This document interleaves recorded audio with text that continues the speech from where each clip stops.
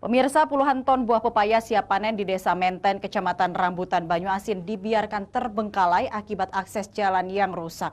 Petani hanya membiarkan buah tetap berada di pohon tanpa memetiknya karena tidak dapat mengeluarkan buah bila sudah dipetik. Jalan menuju area perkebunan pepaya di Desa Menten, Kecamatan Rambutan, Kabupaten Banyuasin ini mengalami kerusakan cukup parah. Kerusakan jalan diperparah dengan banyaknya lubang yang cukup dalam sehingga sangat sulit untuk dilalui. Tidak adanya jalan alternatif lain menuju kebun mengakibatkan buah pepaya siap panen gagal dibawa keluar untuk dijual.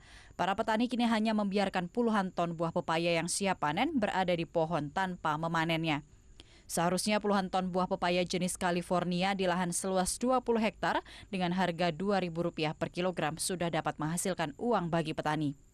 Namun para petani tidak memanennya karena tidak dapat diangkut ke luar kebun akibat kerusakan jalan yang tidak bisa dilalui kendaraan. Petani hanya melayani pembeli yang datang ke kebun.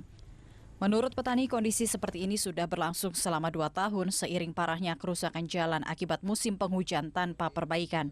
Meski pemerintah desa telah menggunakan dana desa, namun tidak cukup untuk dapat memperbaiki akses yang sangat diinginkan petani agar dapat menjual hasil panen pepaya ke pasar. Ini sudah berapa lama, Pak?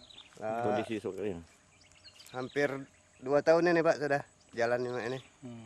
Jadi hasil kita tidak bisa keluar sama Tidak sekali. bisa keluar, susah katesnya. Mobilnya tidak bisa masuk.